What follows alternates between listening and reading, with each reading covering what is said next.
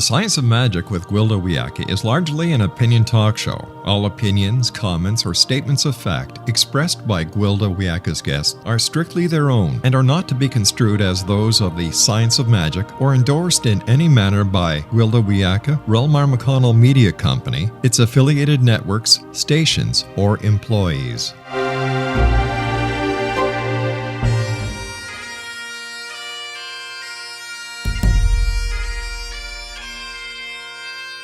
Welcome to the Science of Magic with Gwilda Wiyaka, a program dedicated to uncovering the unified nature of reality and humanity's ever-evolving place as truly galactic beings. For more information on the Science of Magic with Gwilda Wiyaka, visit us online at www.thescienceofmagic.net.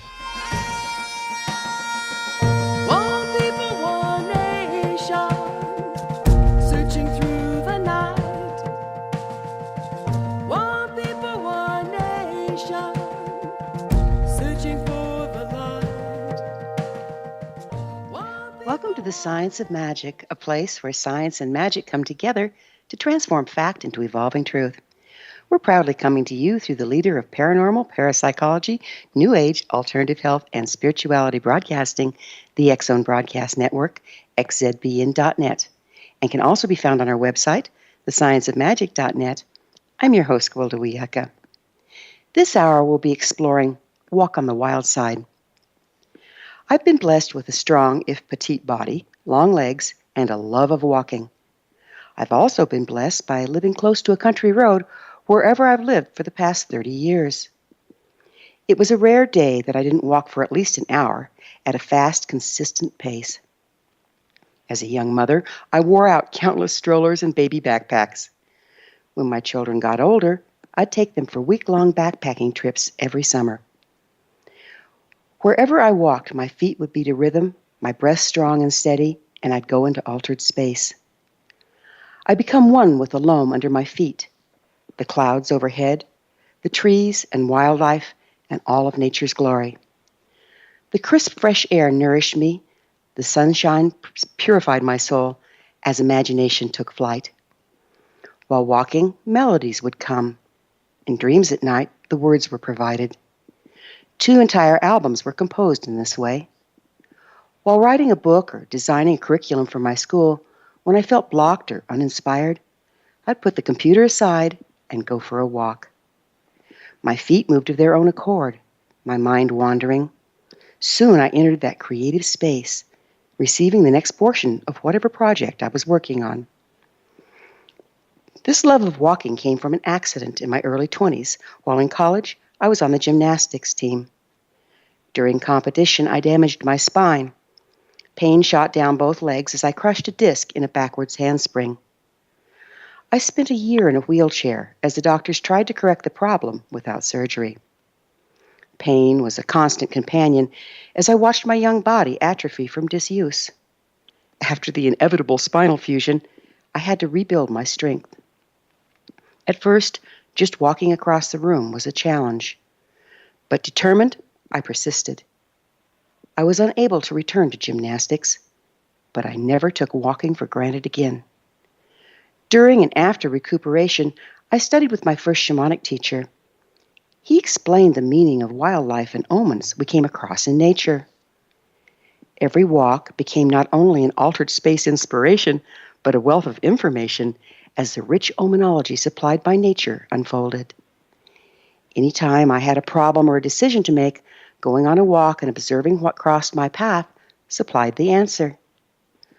When my children grew up and moved away, annual solo backpacking trips were in effect vision quests.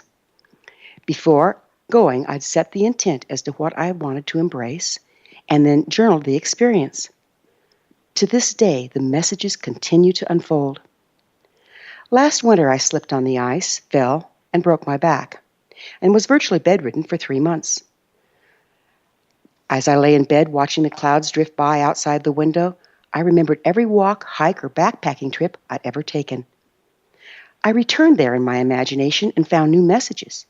Even though I couldn't walk, I continued to write and compose as the inspiration was still available. While healing, it became clear I had to resign from search and rescue. I'll no longer be able to go on solo backpacking trips. But thanks to a brilliant doctor and sheer tenacity, I'm walking and hiking again. Every step I take imbues my soul with the wild, wonderful natural world, a gift that will follow me to my death and beyond. So come on, join me. Take a walk on the wild side. Our guest this hour, Patrice Vecchione, is the author of 2 books, Step into Nature, Nurturing Imagination, and the Spirit of Everyday Life, and writing The Shamanic Life, Finding Your Voice by Looking Within. After this commercial break, I'll introduce Patrice, and together we'll walk in the creative magic of the natural world. So don't go away. You're listening to The Science of Magic. Prior innovative episodes can be found on our website, thescienceofmagic.net.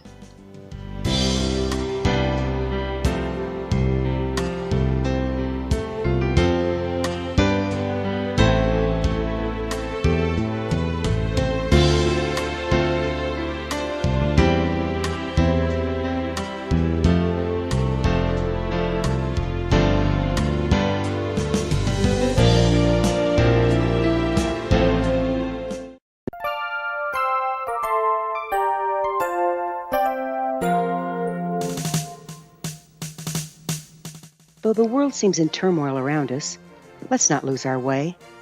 The stars still shine down, blessing us with their light. The sun rises every morning, chasing away the cold and darkness. There are good people of service in this world. We have much to be grateful for as we're wrapped in the arms of all of God's creation.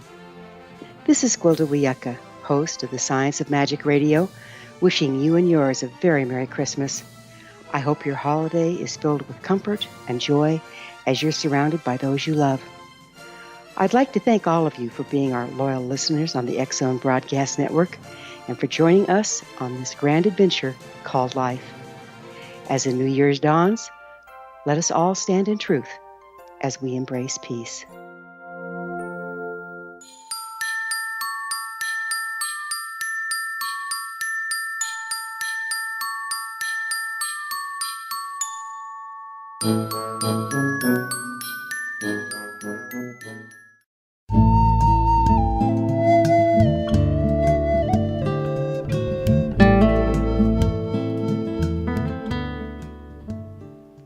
Welcome back. This is the Science of Magic, dedicated to unification and evolution of consciousness.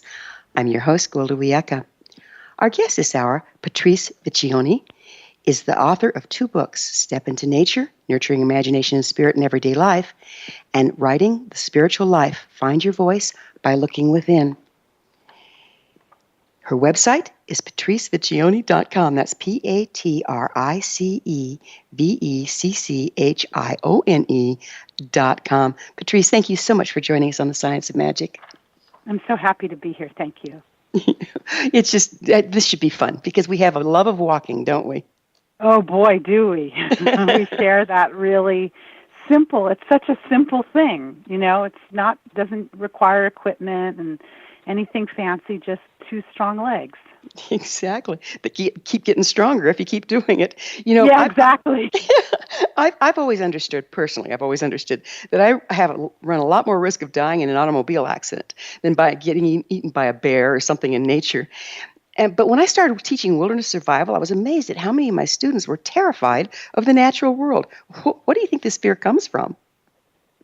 I think we've been indoctrinated in this fear as we have moved away from nature being simply a part of our lives.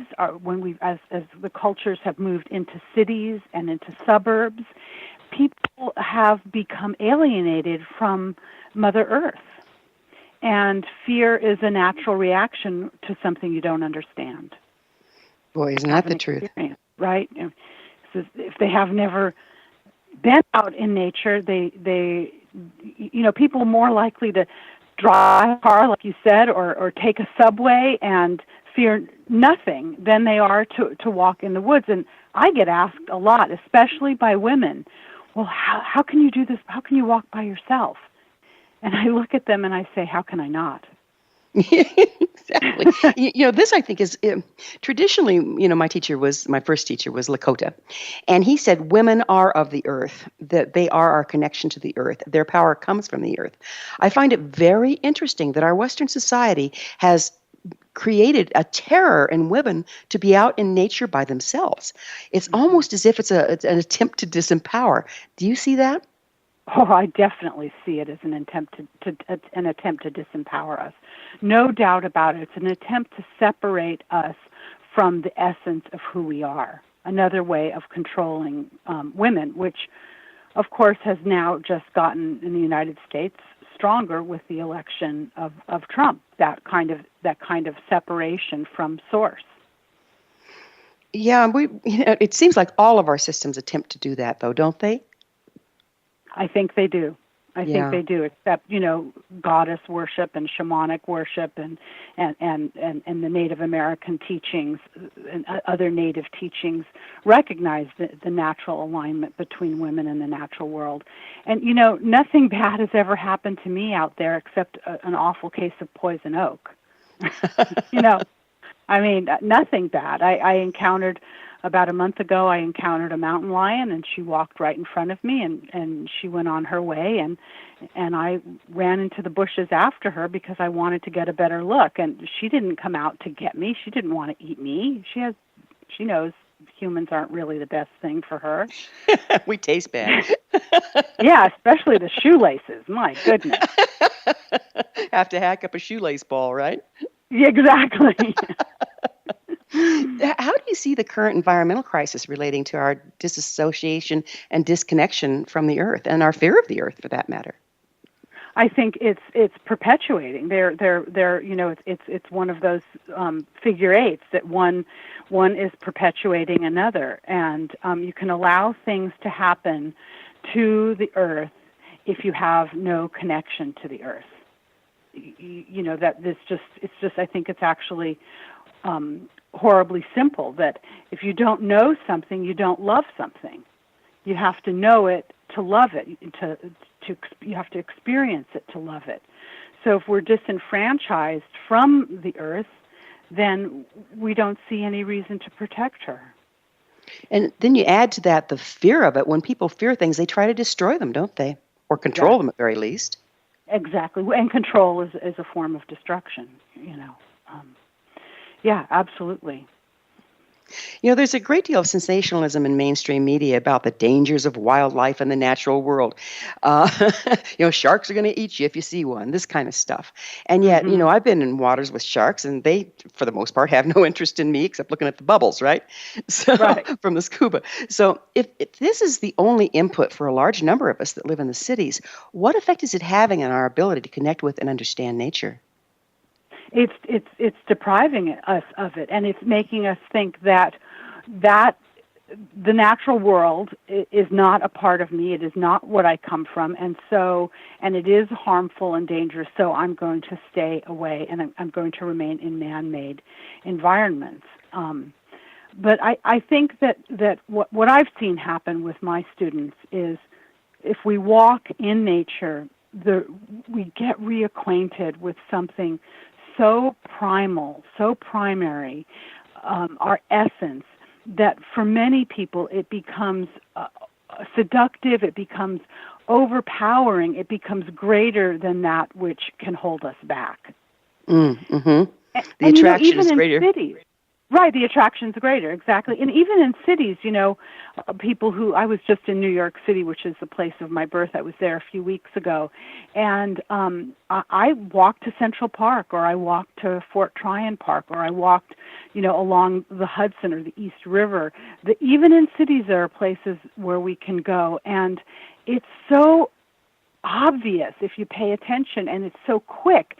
The heart rate settles, the chatter in the mind dissipates, the breathing becomes less frenetic, and upper chest breathing becomes deeper, and all of a sudden equilibrium is restored. Like, oh wow, that was so easy. Yeah, it's amazing. There have been some studies done on it too, hasn't there? There sure have been, and on depression. a number of studies have been done. I read about them first in Richard Louve's book, which is quite fantastic, The Nature Principle, and Last Child in the Wilderness, 2 books. And if you spend 5 minutes in the natural world a day, it can be a partial cure or at least alleviation for depression. 5 minutes. Isn't that amazing? It's amazing. We've also done studies on the effectiveness of essential oils, which are distilled directly from natural plants. But if we think about it, and my teacher also imbued this with me, he says the herbs are great, and we use them when we need to really correct imbalance. But if you simply walk through nature puts out a perfume from the area that you're in, and this actually through the blood-brain barrier that's crossed through your sense of smell actually recalibrates your entire system. Have you experienced that as well?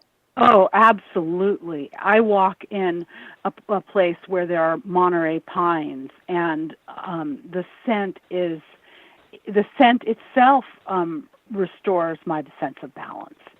There's no doubt about it. And if you reach down and you pick up the loam and bring it to your nose, just the smell of the dirt. And I live a couple miles from the ocean, and walking by the beach, it's the salt spray, that incredible scent. It's truly transformative. In my book, Step into Nature, I have a chapter about our senses, and I call it Knowing Ourselves and Knowing the World and Ourselves, our 5+ senses. All of those senses will reacquaint us with the essence of who we are and how it links to the natural world. So it really can. Go ahead. Really connects. When babies are in utero, they actually begin to know their mother's smell from being in utero. Wow. It's smell is one of the first senses that we develop, smell and the sense of sound. And so we begin to know the world in this most basic way. And if we go into nature, we retune we have way more than 5 senses, but we retune our 5+ senses. That's amazing, isn't it? It's just so powerful, and yet most of us have been isolated from it all of our lives. Yep. Yeah. As we moved away from farming and agrarian life and into the cities, we just got farther and farther away from the essence of who we are. And I think a lot of things that are happening right now that are negative wouldn't be happening if we knew better the necessity. If we don't have an earth, we have nowhere to live. It's kind of basic. And if we don't have trees, we don't have air. We're not able to breathe. I live in Monterey County in California, and one of the good things in this election is that this county banned fracking. Mm-hmm. So, that's something, a vote for the earth. Exactly. Yeah, we have a lot of that going on in Colorado, and I was very delighted to move into a very remote area where it's not going on, because just the energy of it, and we know Oklahoma's having a lot of fun since the fracking started. And of course, all those new earthquakes in Oklahoma have nothing to do with fracking. We know that, right? Yeah, right. In fact, you know what? I heard something recently, and I don't want to be, I'm not swearing to this because I just heard it rather quickly, that actually it may be that the reason California has had so many earthquakes is because of early drilling that went on quite a long time ago. Interesting. Yeah. Yeah. It's not nice to fool Mother Nature. She will make her correction. Right. And she ultimately won't be fooled. Ultimately, we're going to be the ones who are fooled. And there's a lot of negativity around this, and there is a lot of, for me, fear of the destruction of nature. However, I believe that if we locate ourselves in fear, we become unable to act. Fear is paralyzing, and so right now I'm in a lot of fear because of the election, but I'm doing my best to acknowledge it and love the fear, and then start to move toward my natural way of being, of optimism, because when we feel optimistic and we feel possible, we become life affecting. And I think the imagination is a great, great tool in fostering our ability to be optimistic and life-affecting. Nature's always optimistic. She's, always buds are coming up, grass is coming up, things die, things are reborn. She doesn't give up. If there's a wall in the way, a stream will go around or under or over. So I think we have to learn that of tenacity and optimistic perpetuation in the face of difficulty. I love that. Optimistic perpetuation in the face of difficulty. That pretty much sums up nature, and we're the smaller part of that equation. Patrice, we're going to have to take a break. On the other side, I'd like to talk about imagination and nature. Patrice and I will return to our discussion after this short break. We're coming to you through the land of leading-edge paranormal broadcasting, the X-Zone Broadcast Network. Don't miss the other fine shows on xzbn.net. You're listening to The Science of Magic, thescienceofmagic.net. I'm Gwilda Wiyaka. We will be back, so don't you go away.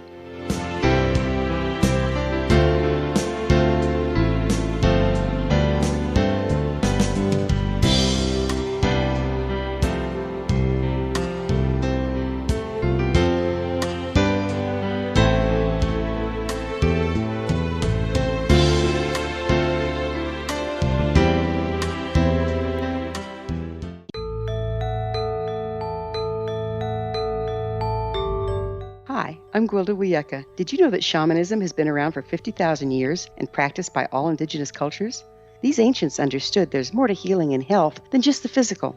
All 4 levels, physical, emotional, mental, and spiritual, must be addressed in order for us to enjoy healthy, abundant lives. To find quality shamanic healing you can trust, you need look no further than Path Home Long-Distance Shamanic Healing Program. All Path Home practitioners have been trained and certified through Path Home Shamanic Art School, a Colorado State occupational school, and are handpicked, personally trained by me, Gwilda Wiyaka, to uphold the excellence of Path Home's long-distance program. Live abundantly. Schedule a shamanic session with me or one of my quality practitioners today. Call 303-775-3431 or visit findyourpathhome.com.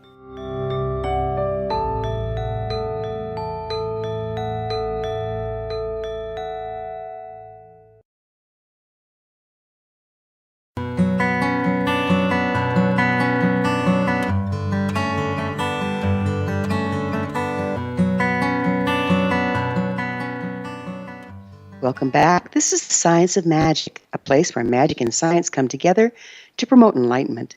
I'm your host, Gwilda Wiyaka. Our guest this hour, Patrice Vecchione, is the author of Step into Nature, Nurturing Imagination and Spirit in Everyday Life, and Writing the Spiritual Life, Finding Your Voice by Looking Within. Patrice, before we went on the break, we were talking about imagination and what role nature, or walks in nature, play in engaging the imagination. It's, to me, the most maybe one of the top 5 remarkable things of my life. I walked in nature because I was a long-distance bicyclist, and I had a neck injury. I couldn't ride my bike anymore. So, all right, I'm not going to go to a gym to exercise. I'll just have to go for a walk, darn it. And, I was not happy. I liked the speed and the effort of riding up a big hill on my bike, and I couldn't do that anymore. So I started to walk, and lo and behold, I was completely transformed. I was a writer long before, and I'd written books long before I began to walk in nature. But what happened to me is that the natural world began to speak to me, much as you talked about in the initial introduction to this program. Nature began to talk to me. The birds, the squirrels, the wind. Sometimes wind is a very old man. Other times it's a little boy or a little girl. And I started to take notes, and all I had with me was a pen. And so I began to write on my hand. And then the next walk, I noticed I was writing all the way up to my elbow, and I thought, I think I need a notebook. So I got a notebook, and I just started. I felt like I was taking dictation from the natural world. And my imagination grew exponentially. It grew in ways I could never have foreseen. And that's how I wrote Step into Nature. My literary agent sold the book based on a proposal that I had crafted while walking in the woods. And then I would go out every day and walk in the woods as I was writing the book. And basically, the woods told me what to write. Not 100%. I do take some responsibility for what I wrote. But it felt like a relationship. It felt like I would get ideas from being out in nature that would have never come to me if I had been sitting in my home. It's amazing, isn't it? It's like, do you think it's because the balance found in nature is returning us to balance, and then that gives us access to universal knowledge? Yes, I think that's exactly what it is. So is that and go ahead. Endorphins too. We get that natural high, which is in effect exactly what you're saying, a return to balance. It's our natural birthright to have that endorphin in active in our bodies, and so one thing fosters the other thing. The imagination is actually the channel through which shamanic information comes. So what shamanic information comes in metaphor form, but in the imagination. And if we don't have access to our imagination, we have absolutely blocked anything but our mental faculty, and it's limited. So go ahead. Well, it's extremely, I'm just reinforcing, it's extremely limited. And if we don't have access to imagination, as a species, I believe we will be doomed. In the United States, for how many years, there was this program in the schools, which we all know, called No Child Left Behind. And I've taught poetry to children for many, many years. I used to go into the schools and I'd say, we're going to write a poem about what's at the bottom of our heart. And there'd be 30 children in the classroom and there'd be 30 different poems.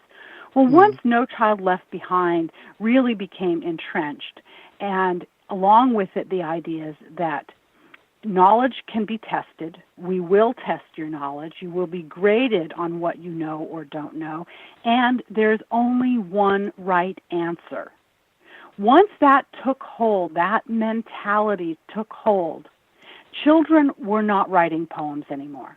They were looking at me for the right answer. And I would have to say, there is no right answer. You must find your own right answer. Your own poem is in your heart. You write it. And I finally had to give up almost all of my work in the schools because I began to get ill from it. And I began to get extreme migraine headaches because I could not breach this divide that had separated the children from their imaginations. And if we can't access our imagination, we can't access our heart. Exactly. Isn't that sad? So no child's left behind by crippling them all, right? Exactly. Left every child behind, except those who could afford to go to private school, and then that creates its own problem because then we become the only people who are coming up with inventions and new ideas become the white upper class. Yeah. And there we have it, the separation. And it's amazing. Without the imagination, we lose our creativity. Without creativity, we can't come up with new solutions to the problems that we've created on the planet. Is this what you're seeing? Absolutely. And not just the problems on the planet, but any problem. If you're late to an appointment and you need to come up with a creative excuse why you're late, well, your imagination will solve you. If you only have 3 ingredients in your refrigerator to make dinner, it's the imagination that will help you figure out what to cook for dinner.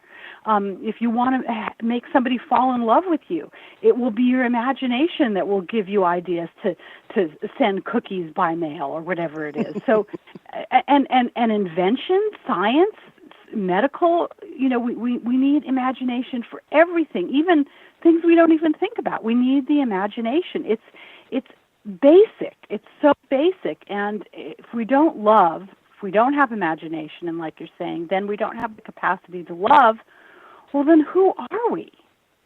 Yeah, why be here? Why be here? One of the things I always teach is if you cannot imagine a thing, you can't create it. So there goes our ability to manifest right out the window. And isn't that interesting? Doesn't that serve the system, teaching us or telling us what to imagine or not to imagine, and then creating for the system versus what comes through us as individuals? Yeah, it's like George Orwell is coming to fruition. But I don't believe I will not sink entirely to despair, because I also believe that the imagination has been with us as a species for such a long time. It can be diminished, and we're going through a rough patch right now, but we will, through our imaginations and through love, we will transform the limitations. I'm absolutely with you. I align and support with that thought. All right, good. So how can we become to know ourselves through connection with the natural world? I think solitude is probably the most important way. And for those people who are uncomfortable being alone in nature, you can go out with your best friend or your husband or your wife, but walk a few steps apart and don't interact, or even walk together, but don't interact with each other. Have your own relationship with the environment, and that will do an enormous amount to restore equilibrium and imagination. And you will be surprised. I think you have to be really attentive and really, I think there's a link between intuition and inspiration. When I walk in nature, my intuition becomes more finely developed. And so I notice more things. And the more I notice, the more I become inspired. And that is the kind of the fuel of imagination, is that creative thought that springs forward.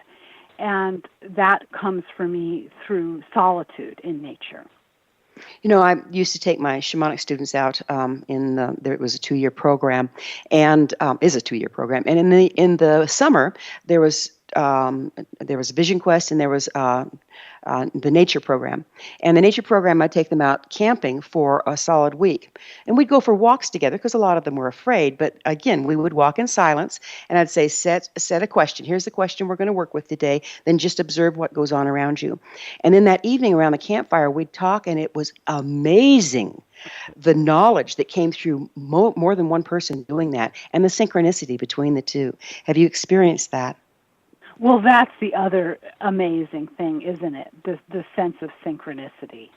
That if one does not have faith in imagination and intuition, if you walk in nature and then you later come together, it's uncanny, the synchronicity that happens.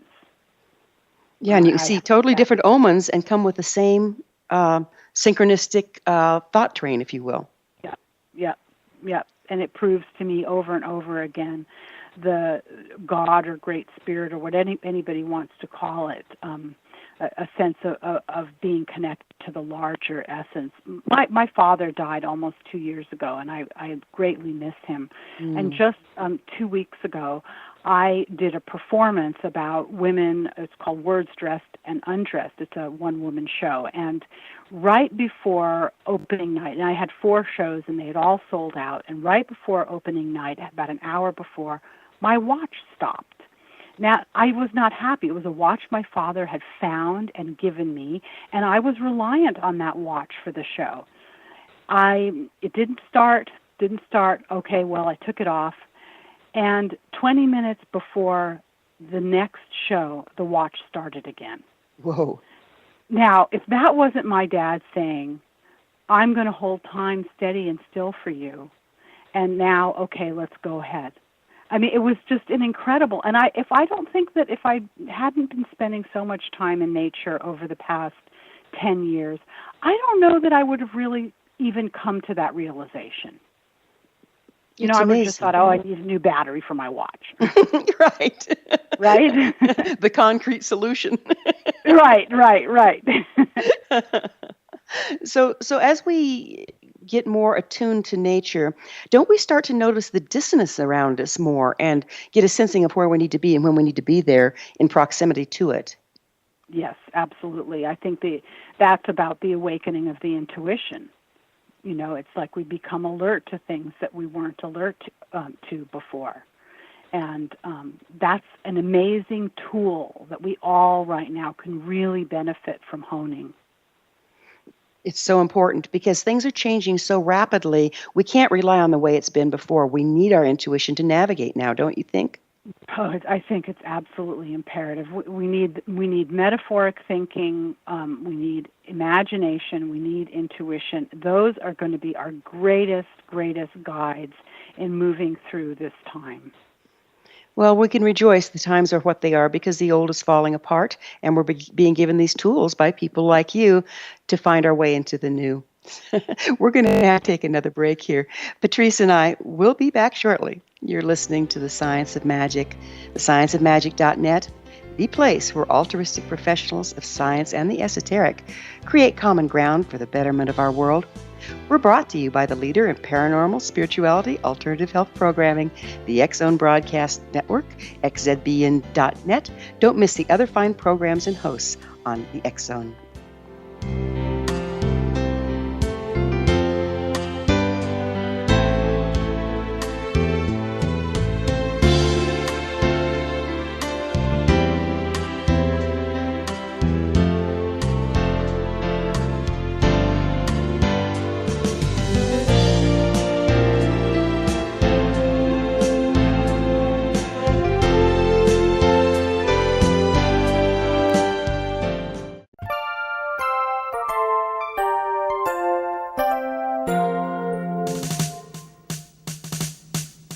Though the world seems in turmoil around us, let's not lose our way.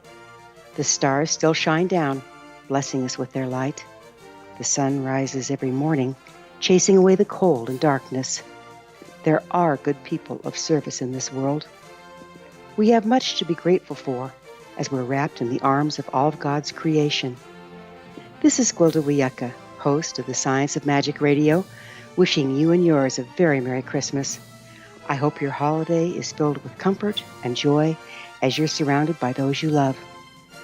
I'd like to thank all of you for being our loyal listeners on the X-Zone Broadcast Network and for joining us on this grand adventure called life.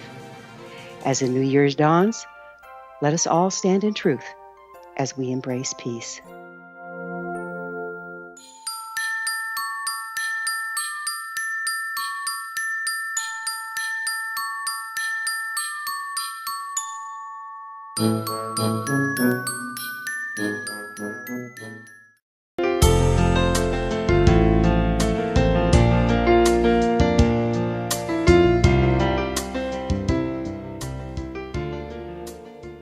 Welcome back. This is the Science of Magic, bring together gifted people of service to the world. I'm your host, Gwilda Wiyaka. Our guest this hour, PATRICE VECCHIONE, is the author of Step into Nature, Nurturing Imagination and Spirit in Everyday Life, and Writing and the Spiritual Life, Finding Your Voice by Looking Within. PATRICE, it's my understanding that you started out as a city girl. You didn't start out as a person that was connected to and moving easily through nature. What drove you out there?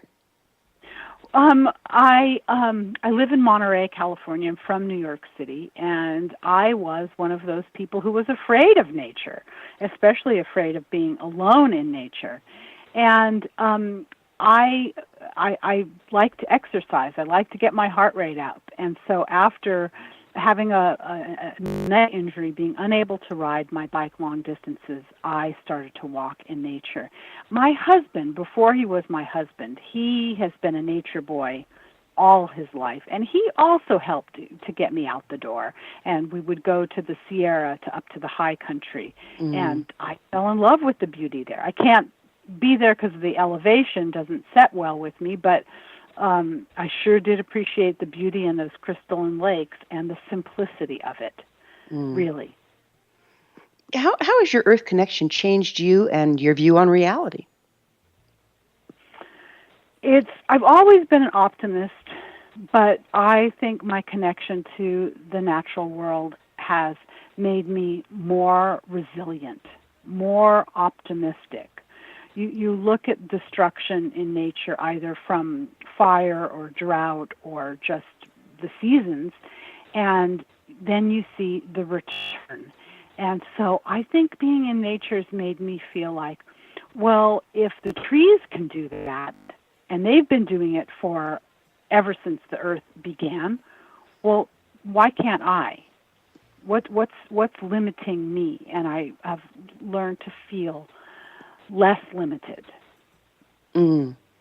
You know, it's interesting. It's like the seasons give such lessons, don't they? It's like if we can allow the seasons of our life to recycle and let go of things when it's time to let go and regrow new things when it's time to grow them, that simple act will really change the status quo that we're looking at out there. Yeah, I think about we're coming up, to winter soon, and winter is the time of year where things that are happening below ground. It's the fallow time of year.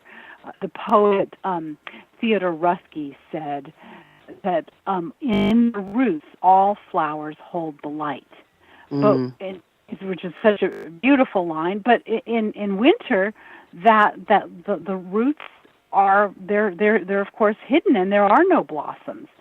So for me as a creative being, when I need to have periods that are fallow, that are not productive, that I'm not writing, I'm not making art, it used to be really hard for me to accept that, but not anymore. I am just able to say, well, I too am a tree who loses her leaves. I too am a flower who's underneath the ground, a bulb getting ready for spring. And I think that's very important. We're not meant to be productive all of the time. We also need to recharge and reconfigure and fallow to allow ourselves to mulch. Right, and we just don't honor that in this society. Patrice, before we get too far into this last segment, would you mind sharing with our listeners where they can find your books and your services? Of course. My book, Step into Nature, is published by Simon Schuster. It's easily available anywhere books are sold. Information about my workshops and my teaching and my other books is available at my website, patricevecchione.com. That's PATRICEVECCIONE.com. And I'm also on Facebook as Patrice Vecchione, and then I have an author page, Patrice Vecchione Author. I would love to be in touch with people on Facebook, and I'm on Twitter and Instagram. Great. Well, thank you so much for what you're bringing. We need to reconnect with all that is. The earth is screaming out for us to get the messages needed to walk into the next step, don't you think? I think it's the only thing we can do. What does a connection with nature have to do with spirituality? Oh, that is such a good question. When I was working on this book, it had the subtitle a little different than it finally was. It just said Nurturing Imagination in Everyday Life.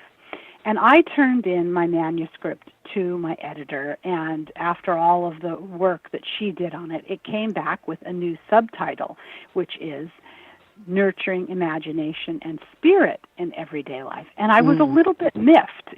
That's not what I was writing, and that this book is just about the imagination. And she said, "Have you read your book lately?"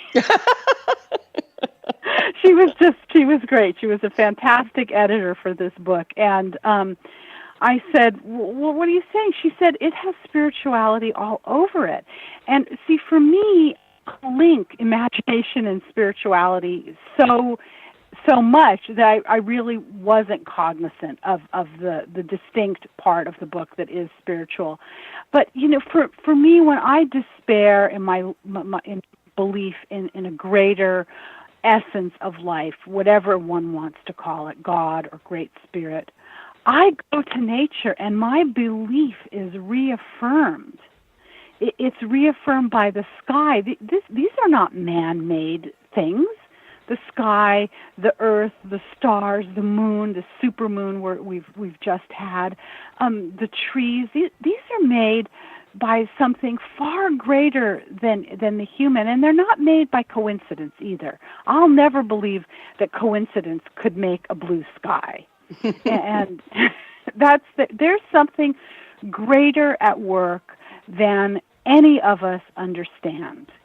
And it is bound both in science and in magic and in spirituality and imagination. All of those are integrated and essential to together. Beautifully stated. What advice do you have for our listeners wishing to connect with nature, but being afraid or not knowing how? Another great question, Gwilda. So go to somewhere that you can put your bare feet on the ground or put your hands on the earth. And it could be even in your little backyard if you have one, or if you live in a city, in that little bit of dirt that is cut out from the concrete in which a small tree grows. And touch that. You know, you probably don't want to do it with a crowd walking around you, or they'll think that you're a Lulu. But I'll know you're sane. Put your hand or your feet in that dirt and feel it. Make that connection. And then, another time, go to a park or go to a nature center or go to the woods or the beach. And even if you're with someone else, be in silence. Have some solitude. And just notice what you notice. That's the thing. It's so simple. Notice what you notice. Accept what your experience is. And if you want to grow your imagination, get a piece of paper and jot down some words, or get out your colored pencils and put down some colors. And notice that the more you do it, the more comes to you. The more ideas you have, the more images, the greater the metaphor will grow. That's so powerful. We forget that our bodies are made of nature. I know. How can we forget this thing? It's so basic. We do. So we are nature. We are. We have about 2 minutes left. What is the most profound thing that has come to you from your Earth connection? Oh boy, I think I really have to say two things, which is my creative life, the expansion of my creative life has really been a profound experience. My deepening of love, my love has just grown.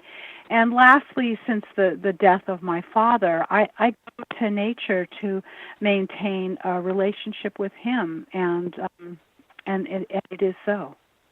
So that connection with your father comes through the connection with nature, which hooks you into the spirit that moves through all things? Exactly. You got it. That sounds to me like that's pretty valuable. It's about as valuable as anything can possibly be. And if anyone is like me and despairing at this time after the United States election, go to nature, bring your despair to nature, and your despair will gradually begin to be lifted so that you can move into action. I'm so glad you brought that up, because nature is the great transmuter. And if we lock our feelings inside of ourselves, it makes us ill.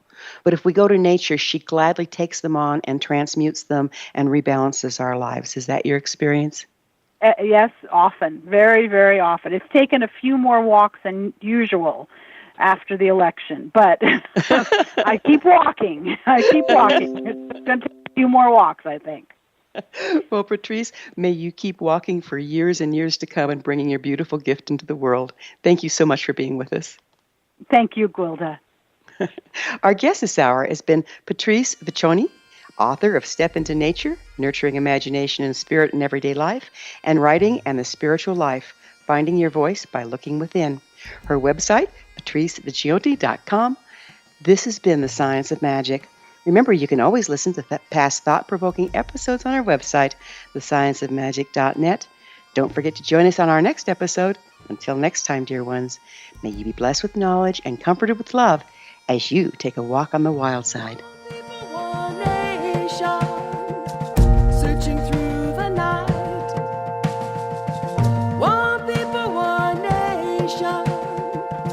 Searching